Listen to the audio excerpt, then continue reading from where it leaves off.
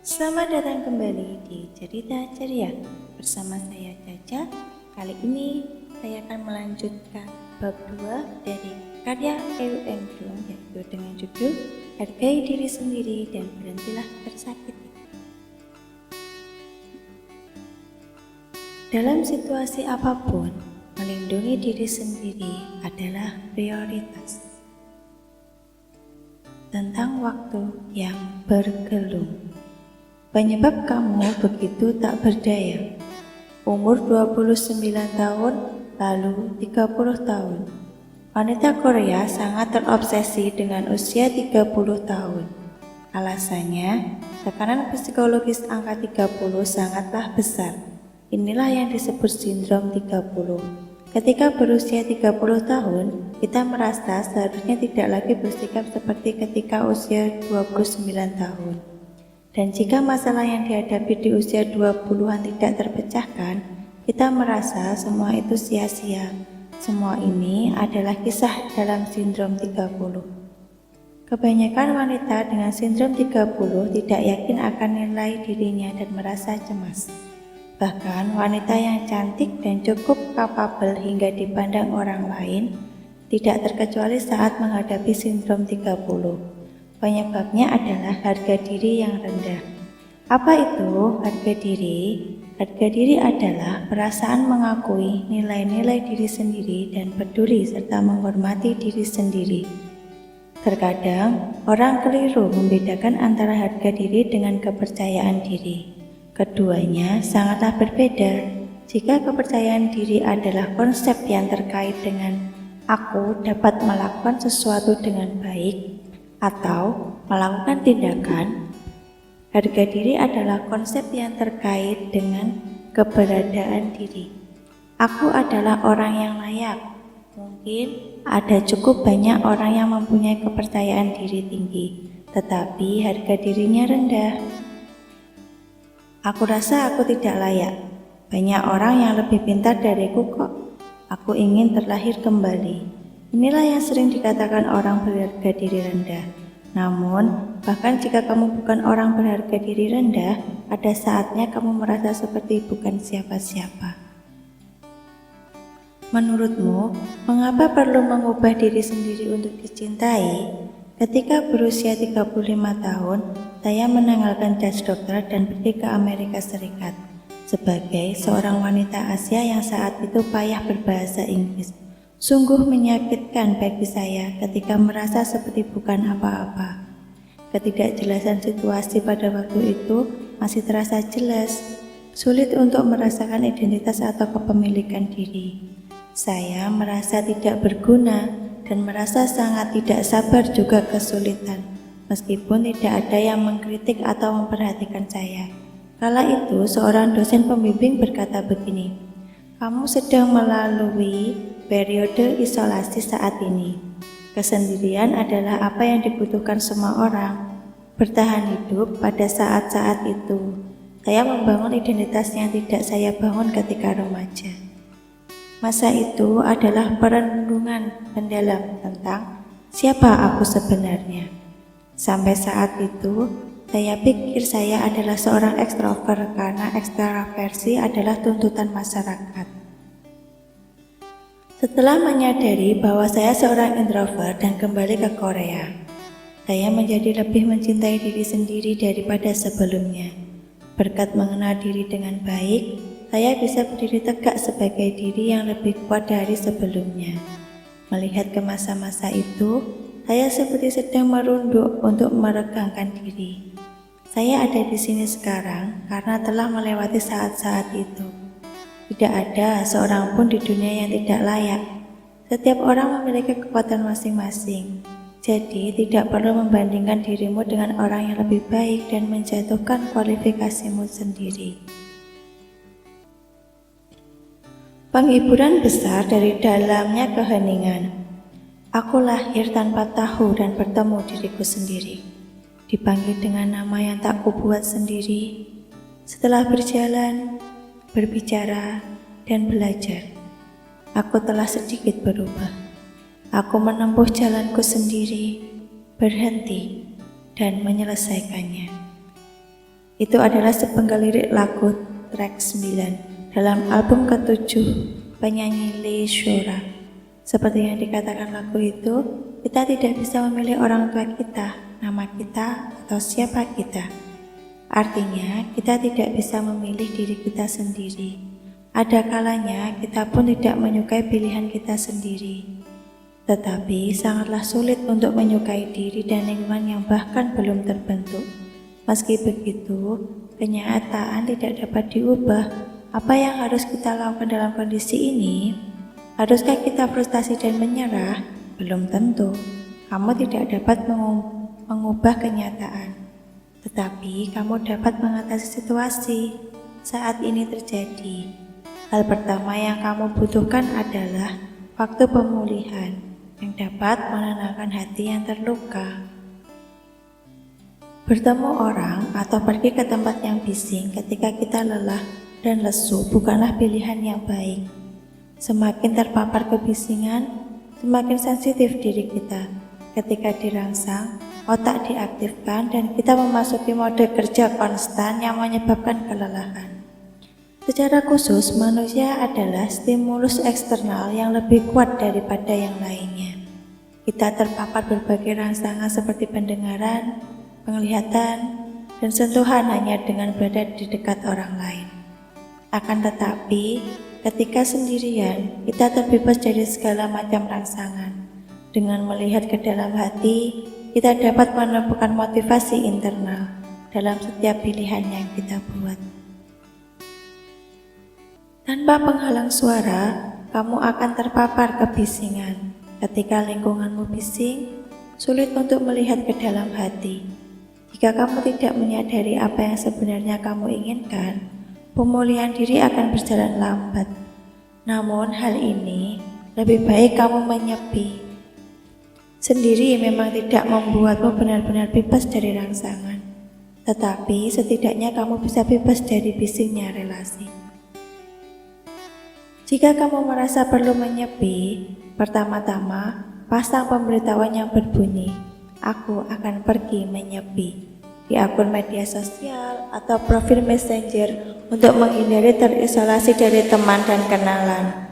Dengan begitu, orang yang kamu kenal akan bisa bertenggang rasa, dan kamu pun bisa mencegah relasi itu terganggu. Kamu hanya perlu waktu untuk bersantai, tidak perlu terlihat seakan-akan tidak ingin lagi berhubungan dengan orang lain. Terkadang, ada teman-teman yang mencoba membangkitkan orang yang sedang menghadapi masa-masa sulit dengan mengatakan, "Seharusnya kamu tidak sendirian di saat-saat seperti ini." Atau, "Ini biasanya terjadi dalam hidup." Jika tipe interaksi seperti tidak bisa memberimu kekuatan dan pemulihan, katakan tidak. Selain itu, jika orang-orang di sekitar kita ingin menghabiskan waktu menyepi, pastikan untuk menunggu saja. Terkadang, keheningan lebih menenangkan daripada ramainya kata-kata. Tidak apa-apa jika kamu tidak keren. Setiap orang membutuhkan waktu merunduk, tetapi mereka yang paling membutuhkannya adalah yang berusia 20-an dan 30-an. Mereka mengalami kegagalan, tidak bisa mendapatkan pekerjaan atau patah hati. Di antara mereka, saya ingin memberitahu para pencari kerja dan karyawan baru untuk merunduk setidaknya selama 1 atau 2 tahun. 2 tahun untuk menyepi, bukankah itu terlalu lama? Kamu tentu bertanya-tanya tentang ini. Yang saya maksud bukan duduk meringkuk di kamar selama 2 tahun, membenci dunia yang tidak memandangmu, dan hanya mondar-mandir di dalam kamar. Jika kamu seorang pencari kerja, tidak perlu merasa terasing dengan bertemu teman-teman yang sudah bekerja selama pencarian itu.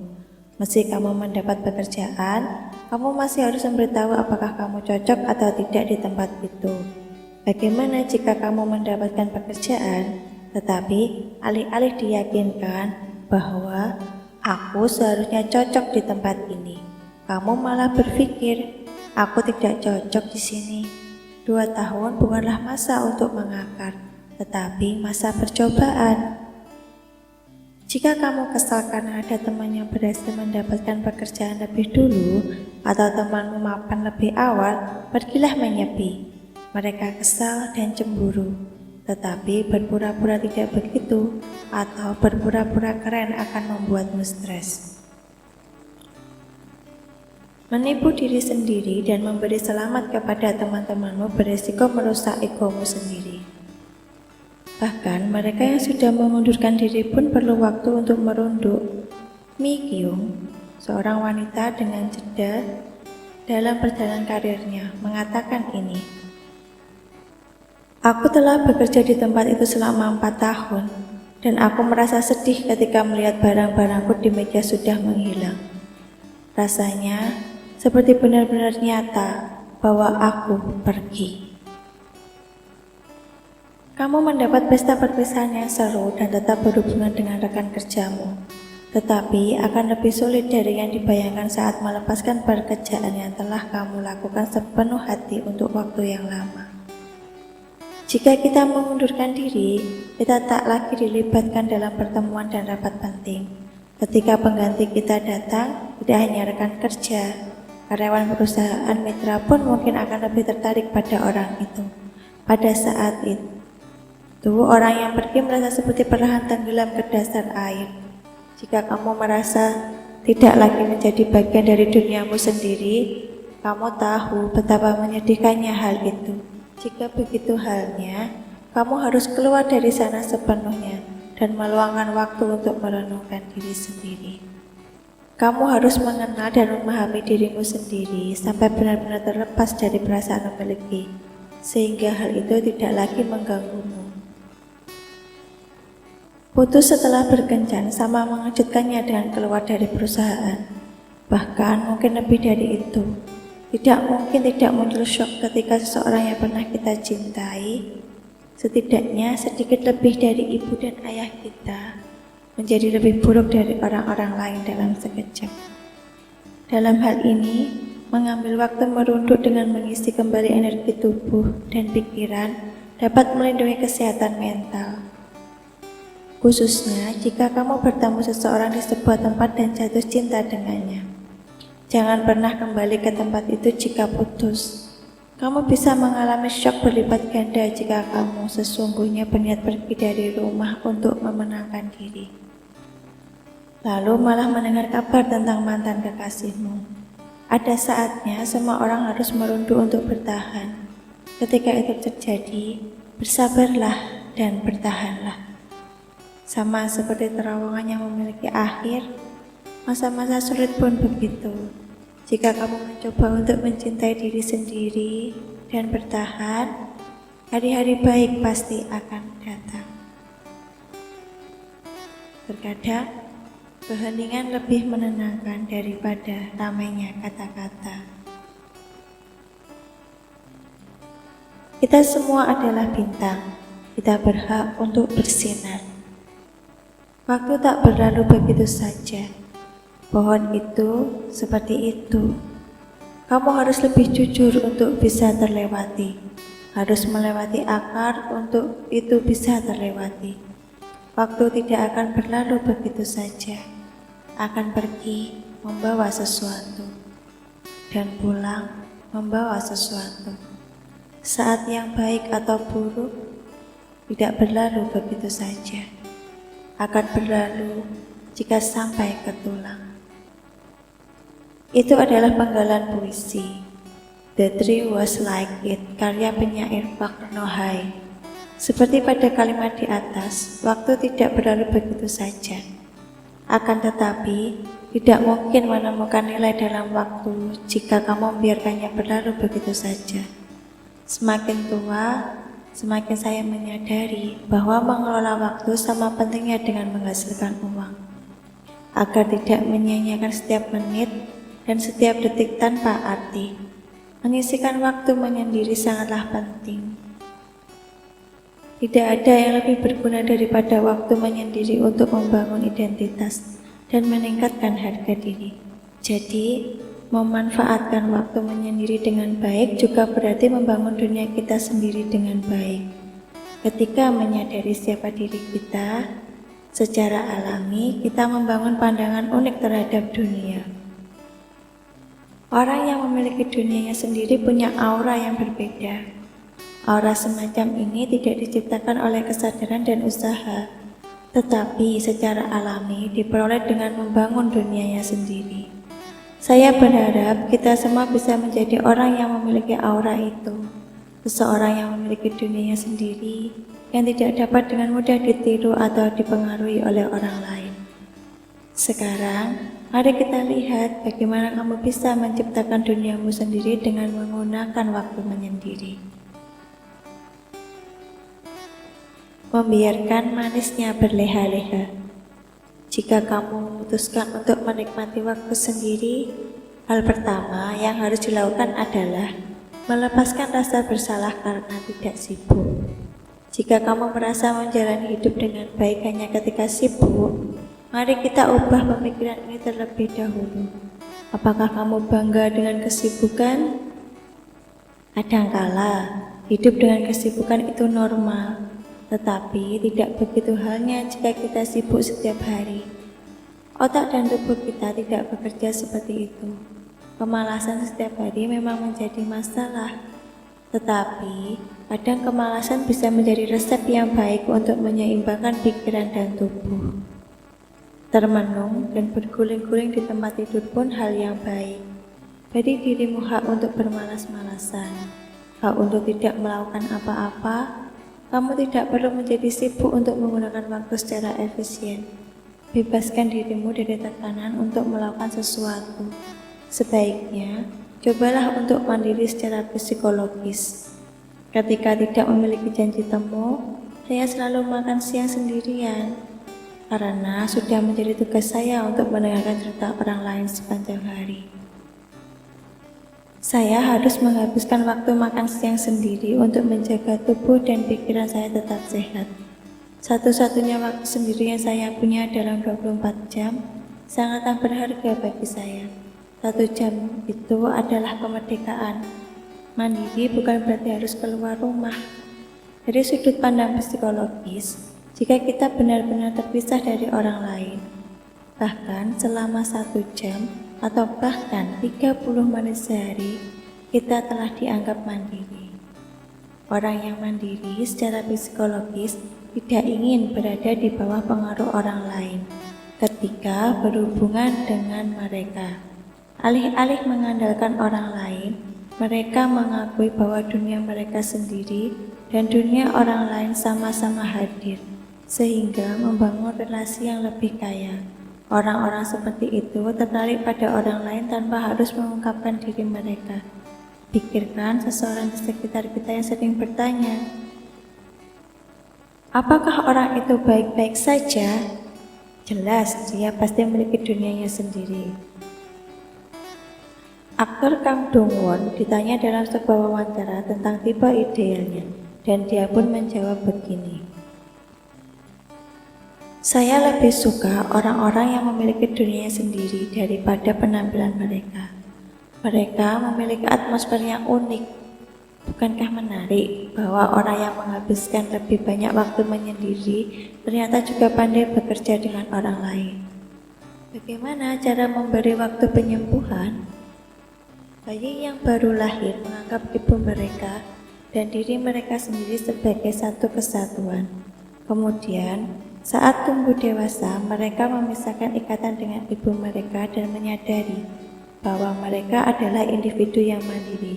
Ini disebut proses individu pemisahan primer. Margaret S. Maher menyebut proses ini sebagai kelahiran psikologis. Artinya, bukan hanya tubuh yang dilahirkan, melainkan juga pikiran. Dengan analogi ini, saya ingin mengatakan bahwa kemandirian psikologis adalah proses pemisahan dan individu sekunder. Artinya, kita terlahir kembali sebagai manusia dengan diri atau batin yang mandiri. Sama seperti dicium dan diberi bunga mawar di hari kedewasaan tidak membuatmu tiba-tiba menjadi matang. Kemandirian psikologis bukanlah peristiwa yang tiba-tiba. Jika kamu memutuskan untuk menjadi mandiri secara psikologis, ada baiknya untuk secara bertahap meningkatkan waktu menyendiri sebanyak 10 menit. 30 menit, atau 1 jam. Hanya dengan begitu, kamu dapat menikmati waktu itu dengan aman. Saat itu, fokus saja pada diri sendiri. Kamu bisa pergi ke toko buku untuk memilih buku atau berbelanja. Disarankan juga untuk duduk sendirian di kafe. Setelah terbiasa menikmati waktu sendirian, mari pergi ke tempat yang lebih jauh. Baik juga untuk mengunjungi kampus tempat bersekolah dulu, atau mencari jalan setapak yang cantik. Jika sulit mencari waktu, tidak masalah untuk datang ke pertemuan 30 menit lebih awal, atau turun angkutan umum satu perhentian lebih awal sebelum waktu kerja dimulai. Luangkan waktu untuk diri sendiri, meski hanya 20 atau 30 menit sehari. Saat melakukan ini, jangan menggunakan ponsel pintar yang bisa mengalihkan perhatianmu. Jika kamu meluangkan waktu untuk diri sendiri secara konsisten dan aktif, bahkan untuk waktu yang singkat, indeks harga dirimu akan meningkat secara dramatis. Kesendirian yang menyenangkan. Menulis daftar keinginan dan mencari cara untuk mewujudkannya juga merupakan cara yang baik untuk menikmati waktu menyendiri. Jika kamu tidak tahu bagaimana mengatur bucket list, saya sarankan untuk mencari gambar dari apa yang kamu inginkan dan menyimpannya. Memvisualisasikan keinginan memiliki efek mengurangi stres dengan memproduksi dopamin di otak. Saya punya kenalan yang memotret hanok atau rumah tradisional Korea di Bukchon, Hanok Village dari waktu ke waktu dan menyimpannya.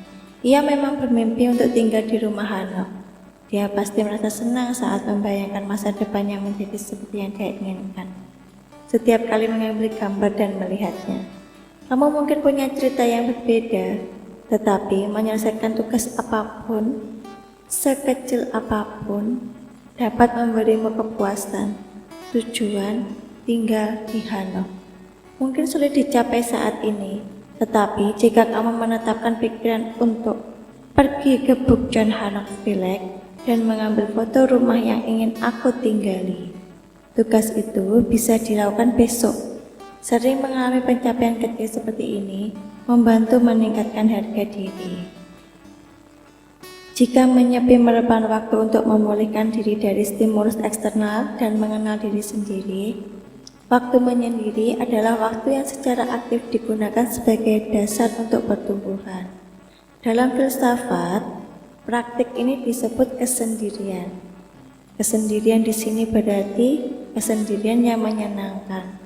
Seseorang yang punya banyak waktu menyendiri yang menyenangkan adalah orang yang kaya hatinya, sebab dengan mengalihkan perhatian dari orang lain kepada diri sendiri, kita lebih mengenal nilai diri dengan baik daripada orang lain.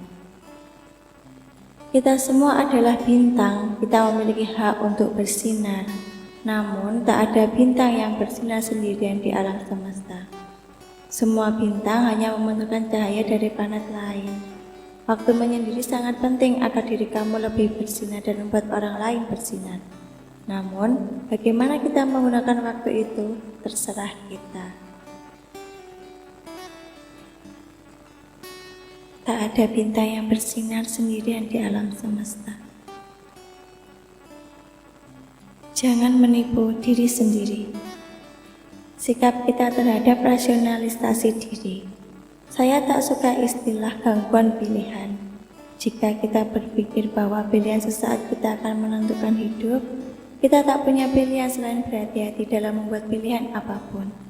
Namun, ini bertolak belakang dari hanya mendengarkan orang lain untuk berhati-hati.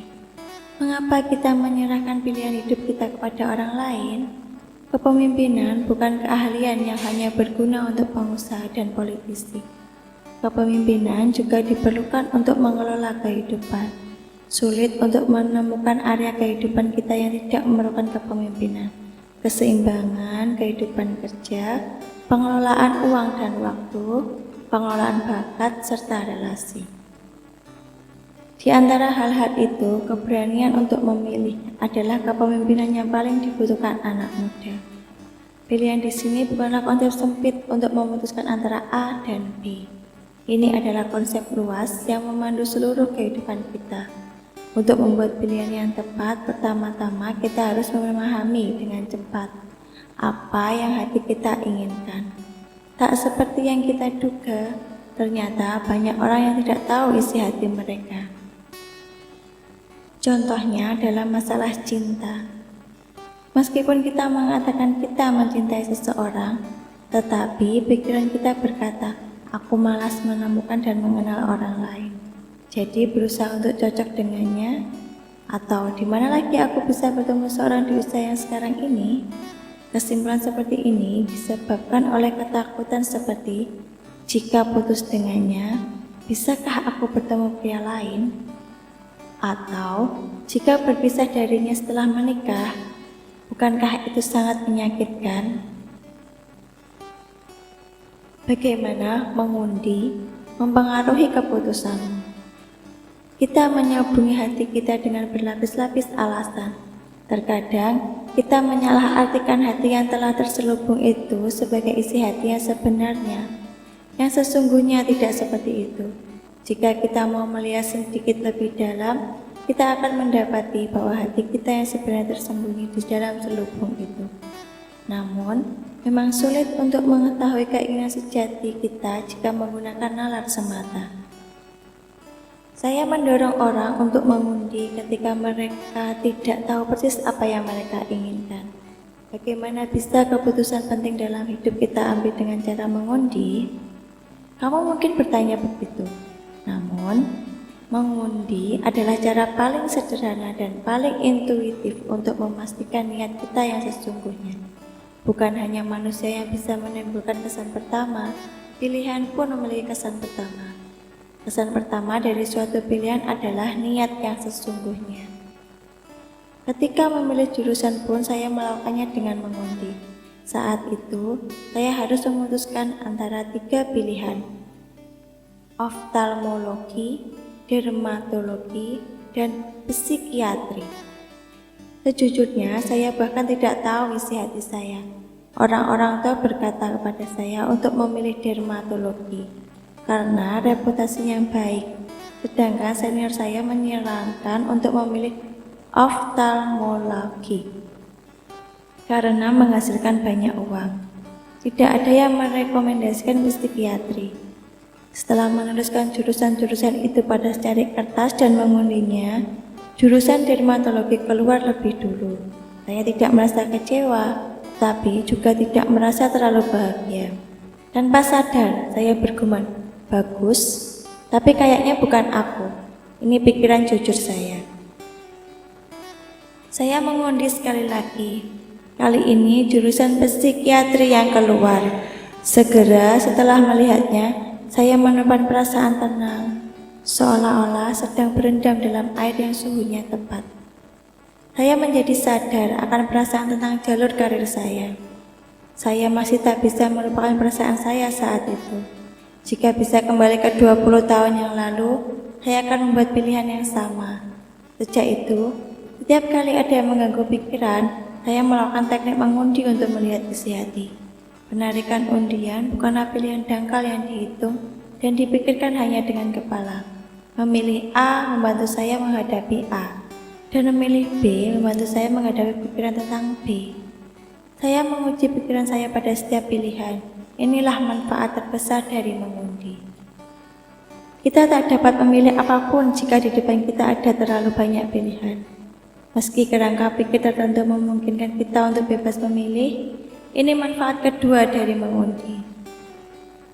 Jika kamu ingin mengundi, akan lebih baik untuk menentukan detail undiannya. Jika kamu punya pilihan yang terkait dengan pekerjaan, kamu dapat menuliskan 4 kasus pada masing-masing kertas. 1. Aku ingin segera berhenti dari pekerjaanku. 2. Aku ingin berganti pekerjaan di tahun ketiga bekerja. 3. Aku berharap memiliki pekerjaan selama hidupku. 4. Aku ingin berhenti kerja kapan saja, tetapi tidak sekarang. Emosi pertama yang kita rasakan saat mengambil dan membuka kertas catatan tadi adalah inti pilihan yang sebenarnya. Isi hati yang sebenarnya sebelum tersemat makna lain di sana. Katakanlah kamu memilih kertas. Aku ingin berganti pekerjaan di tahun ketiga bekerja. Kamu mungkin berpikir, "Yuh, untung saja, ini masih tahun keduaku. Jadi mari bertahan 1 tahun lagi." Atau kamu mungkin merasa ingin segera pergi dan berkata, "Ini tidak benar." Kamu mungkin merasa lebih ringan ketika berpikir bahwa kamu hanya perlu bertahan 1 tahun lagi. Atau kamu mungkin segera mempersiapkan masa depan setelah menyadari bahwa kamu harus pergi sesegera mungkin. Mengambil undian tidak berarti kamu harus melakukan apa yang tertulis di kertas. Praktik itu bermaksud mengetahui apa yang benar-benar kamu inginkan. Jika kamu membuat keputusan tanpa mengetahui isi hati sendiri, saat memilih A, kamu akan menyesalinya. Jika memilih B, kamu akan tetap menyesalinya.